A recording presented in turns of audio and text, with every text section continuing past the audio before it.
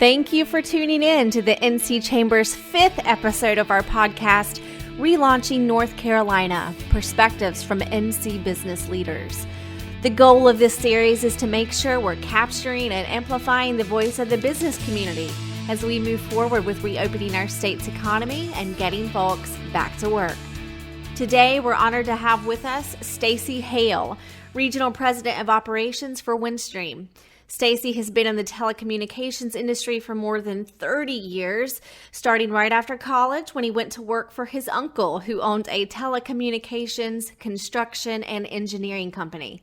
Stacy was hired by Windstream in 1994 and has been a leader in operations for the company in North Carolina for 14 years. He's also been president of operations for North Carolina, South Carolina, Florida, Alabama, and Mississippi for almost 11 years. He lives with his wife, Cindy, and 2 young adult children in Rockwell, North Carolina. Stacy, thank you so much for sharing your time with us today. My pleasure. Let's just go ahead and dive in. I'd love to hear you, in your own words, explain what your tie to the North Carolina business community is. Well, I was transferred to North Carolina about 14 years ago to lead operations for North Carolina. And I originally grew up in Alabama, but I learned right away that North Carolina was a whole lot like Alabama, just good, down-home folk, and really enjoyed living up here. Enjoyed my time leading operations for Windstream up here. Great, fantastic. We're glad you're here too. You're doing a great job and doing a lot for the business community, so very grateful there.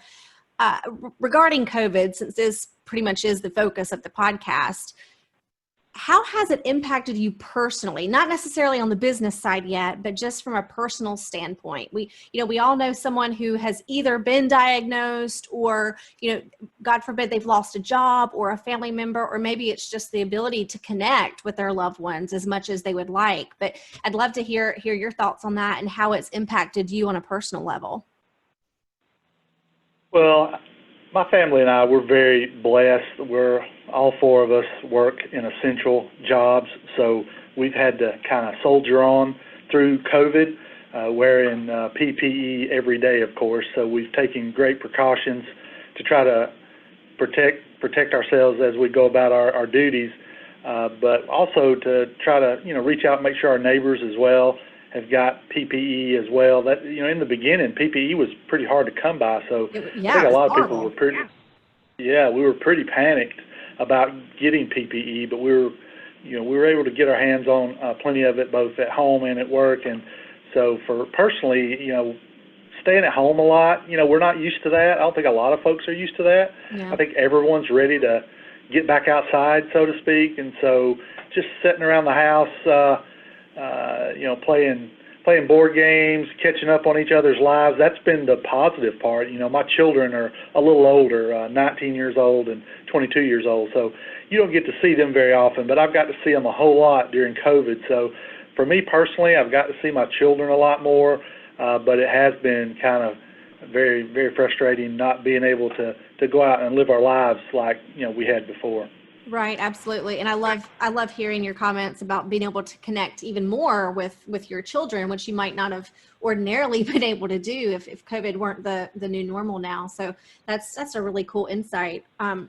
You've been in a business leadership role for, my goodness, it looks like 14 years or so. You've been in a operations leadership role for Windstream, at least. So you sort of have your finger on the pulse of what other employers are saying, how people are navigating this pandemic. How are other employers viewing this that you've talked to and that you've spoken to, and then how has it impacted Windstream in particular? Well, I think a lot of folks across North Carolina are really ready to open up, and that can mean a lot of different things. I think there's not going to be a normal, I think, beyond this point. I think it's just going to be how are we going to open back up using the latest data analytics, which are available out there. How do we be flexible? How do we open up and get our business, at least get some revenue coming back in? I think I hear a lot of business leaders talking about that, and seeing some very creative creative ways of doing that. Windstream, fortunately for us, we're one of those few and rare companies where our business has actually picked up a lot. Right. If you think about all of the companies that are trying to work from home, so they need a high-speed internet connection, and that is our business. And we have been working around the clock, overtime, getting people hooked up. We've been speaking with a lot of the big four banks in and around the Charlotte areas. They have thousands and thousands of their employees now working from home, talking with them, assuring them that we're able to serve them at home and have that high-speed connection that they require to do their job. So for me, it's been very pleasing to be able to do our part. I tell my technicians every day, when they look back on this pandemic and how we were able to get through as a business community, I think they cannot deny that companies such as Windstream providing that critical connection to home is going to be one of the things they'll look back on that got us through that critical time.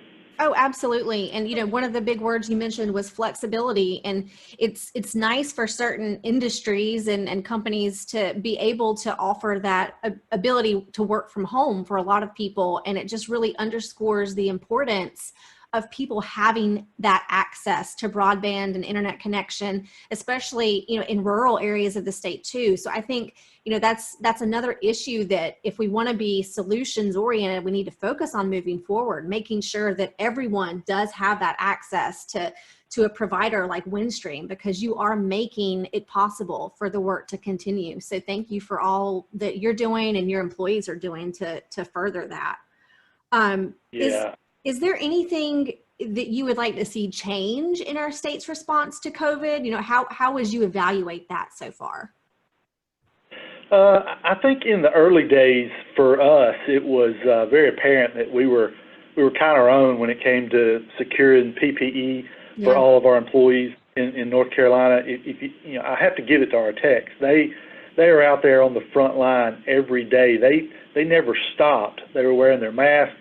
They were wearing their gloves. They were given hand sanitizer, and we have protocol for entering the homes. And if you think about it from a technician standpoint, it's a scary proposition with all of this going on out there that they had to keep doing their job, going in homes, 8 to 10 homes every day, and installing internet. So it was pretty scary for us on the front end with PPE. I'd like to see in the future, maybe a more concentrated effort with the state helping essential businesses secure the PPE that they need. It's gotten a little better lately, but in the beginning it was pretty scary. And one story I'd like to tell that for North Carolina business was helping North Carolina businesses.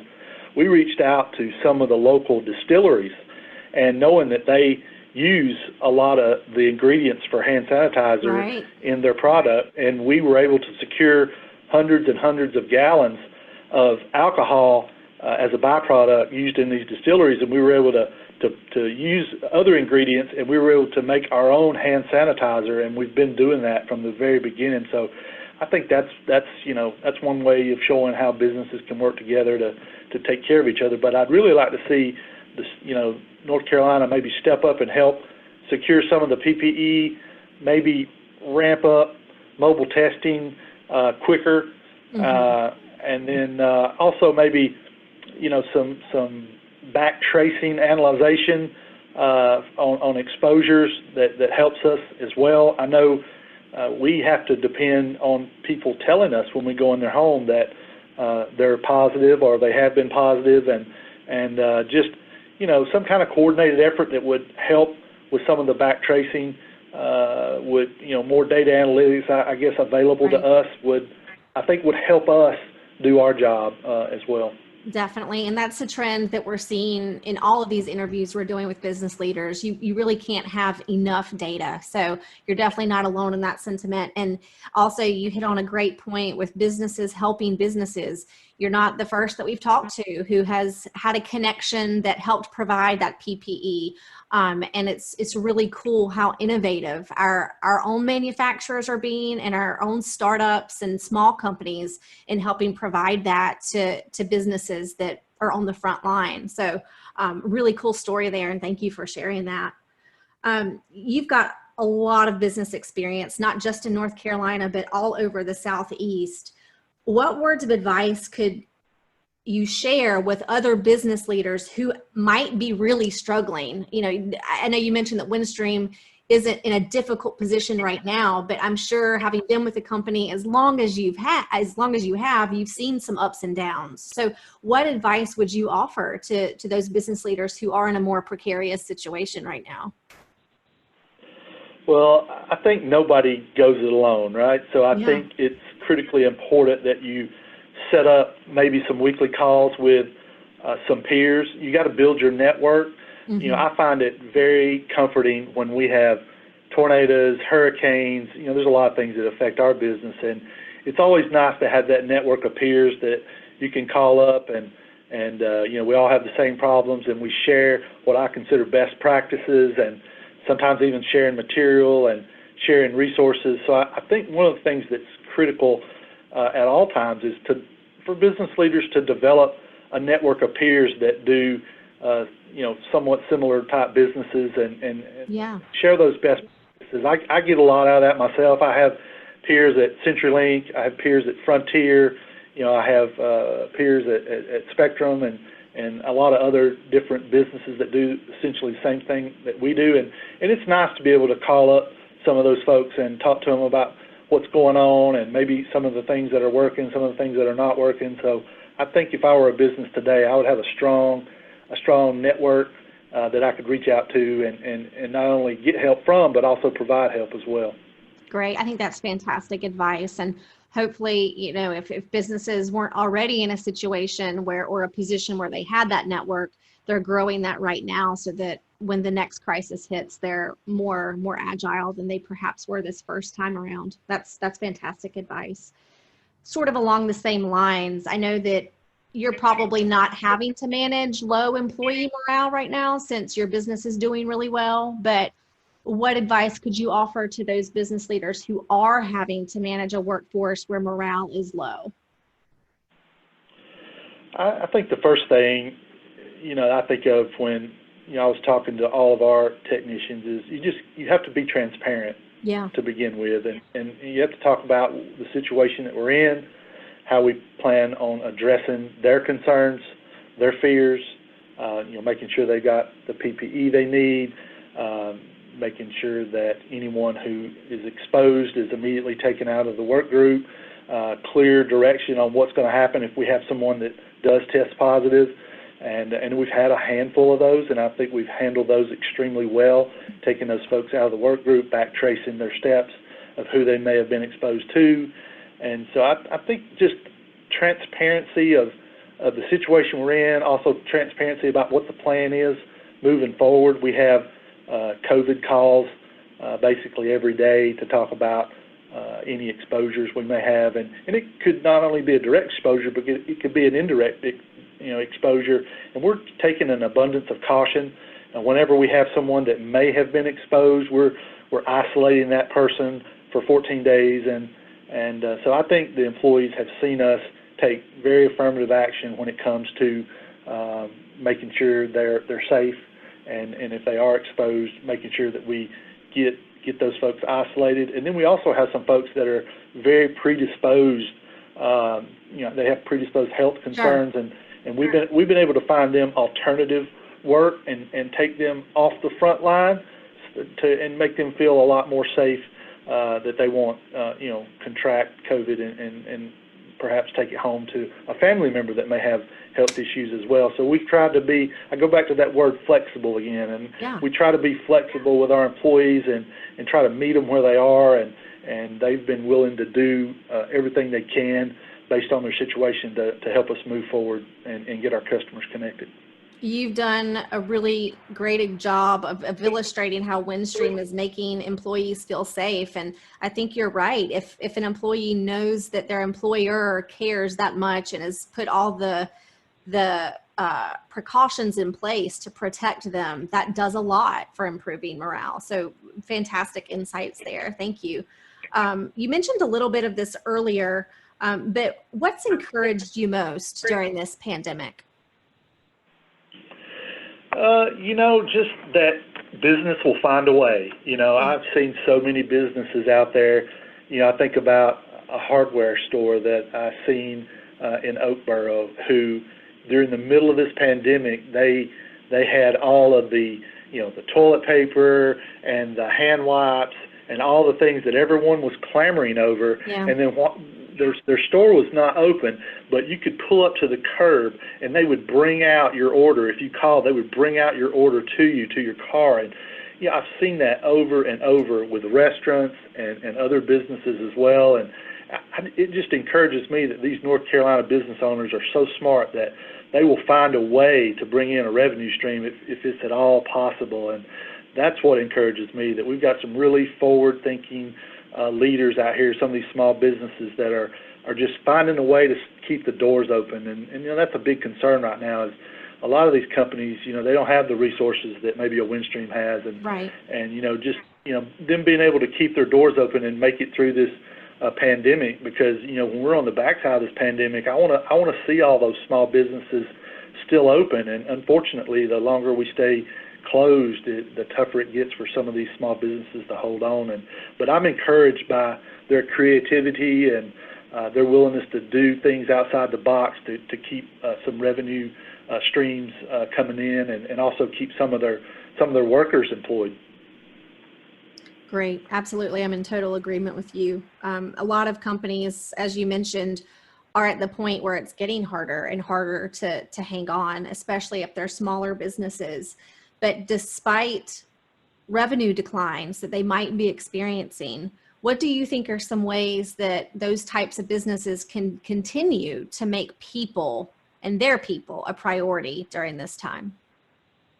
Well, I think it all starts with safety, making sure, I know everybody wants to be open, and I know we all want to get back to business, but making sure that your employees are protected. And because, it's not only the employee, it's also the employee's family. So, if they contract COVID and they take it home to their family, that's a much larger problem. So I think it starts with just protecting our employees and making sure that they've got everything they need to be as safe as they can. And also just continuing that open communication. We've seen some outbreaks happen after employees, they're starting to go on vacation with their families. We've opened up a little bit, and we've seen some exposure based on that.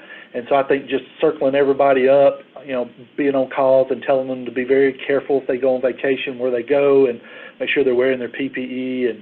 And I think that, to me, keeping my employees, a priority is making sure that I'm doing everything I can do to get them the PPE they need, keep them safe, keep their families safe, and then address any concerns that they have, because they're the eyes and ears for us out there. If there's something happening out there, they're the first ones to know it. Sure. So just having that open communication where we can make sure that we're addressing any new concerns that come up. I think that is, to me, how you make sure you show your people that they are a priority.